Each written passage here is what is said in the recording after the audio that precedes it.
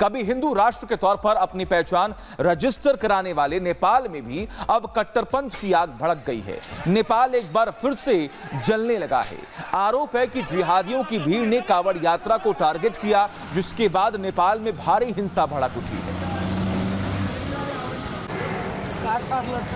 तो आपको बता दें कि जिस तरीके से वहां पर लगातार कट्टरपंथ बढ़ता जा रहा है, और ऐसे ही हमने देखा था कि लगभग पिछले 8-9 महीने पहले वहां पर किस तरीके से लगातार हिंदुओं को टारगेट किया जा रहा था, टारगेटेड अटैक किए जा रहे थे, मंदिरों को तोड़ा जा रहा था। और आज भी कुछ ऐसी ही तस्वीरें नेपाल की सड़कों से लगातार सामने आ रही हैं, जहां पर उपद्रव हो रहा है, जहां पर हिंसा भड़क रही है, जहां पर कांवड़ यात्रियों को निशाने पर लिया जा रहा है, उन पर हमला करके उनको घायल कर दिया जा रहा है। कई जिलों में कर्फ्यू लगा दिया गया है। शासन प्रशासन की तरफ से अपील तो की जा रही है, लेकिन उसके बावजूद भी वहां पर कैसे हालात बने हुए हैं, इन 4 तस्वीरों को देखकर आप ये समझ पा रहे होंगे। जी हां, वहां पर आगजनी हो रही है, वहां पर गाड़ियों को फोड़ा जा रहा है, वहां पर हिंसा को भड़काने की पूरी कोशिश की जा रही है। यह साजिश नहीं तो और क्या है। सड़क पर उपद्रव हो रहा है, और सबसे बड़ी बात कि नेपाल में वर्तमान में वहां पर कैसे हैं हालात, एक रिपोर्ट के जरिए आपको दिखाते हैं, समझाते हैं।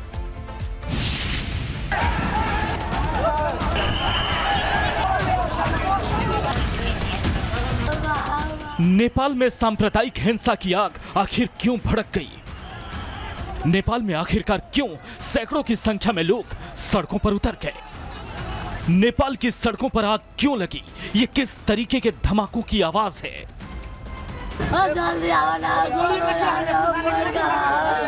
नाबालिग प्रदर्शनकारी आखिर किसको बुला रहा है? उसे किससे जान का खतरा है? पिछले 4 दिनों से नेपाल में इसी तरह से हिंसा, आगजनी और कर्फ्यू वाला माहौल देखा जा रहा है। सुनसरी इलाके में सबसे पहले हिंसा भड़की थी, जिसने धीरे धीरे 6 से ज्यादा शहरों को अपनी जद में ले लिया। जगह जगह आगजनी हुई, गाड़ियों में आग लगा दी गई, जिसके बाद प्रशासन ने कुछ इलाकों में कर्फ्यू भी लगाया है। वहीं नेपाल के जेनजी पीएम लोगों से शांति बरतने की अपील कर रहे हैं। सभी आदरणीय लोगों को मेरा नमस्कार। मैं आज अत्यंत दुखद घड़ी के बीच आप सभी के समक्ष आया हूं। पिछले कई दिनों से सुनसरी समेत कई इलाकों में अशांति का माहौल बना हुआ है। नेपाल सरकार इस मामले पर गंभीर है, संवेदनशील है। इस घटना में जान गंवाने वाले लोगों के प्रति हम संवेदनाएं रखते हैं। दरअसल ये पूरा मामला कांवड़ यात्रा पर हुए सांप्रदायिक तनाव से जुड़ा हुआ है। आरोप है कि कांवड़ निकालने के दौरान मुस्लिम पक्ष के लोगों ने शिव भक्तों पर हमला कर दिया। आपसी कहासुनी से शुरू हुए विवाद ने हिंसक रूप ले लिया। दोनों ओर से पत्थरबाजी शुरू हो गई, जिसके बाद सिक्योरिटी फोर्सेज ने बल का इस्तेमाल कर हालात को संभाला। मैं सभी को विश्वास दिलाना चाहता हूं, मामले की छानबीन पूरी तरह से निष्पक्ष और पारदर्शी रहेगी। घटना में शामिल लोगों को कार्रवाई के घेरे में लाया जाएगा। फेक न्यूज से जुड़े हैंडल्स पर हम लगातार एक्शन ले रहे हैं। जिस सुनसरी इलाके से बवाल की शुरुआत हुई, वहां पर अब हेलीकॉप्टर्स से निगरानी चल रही है। सड़क पर सेना को बुलाया गया है। बाजार खाली पड़े हैं और इस बीच पुलिस फ्लैग मार्च कर रही है।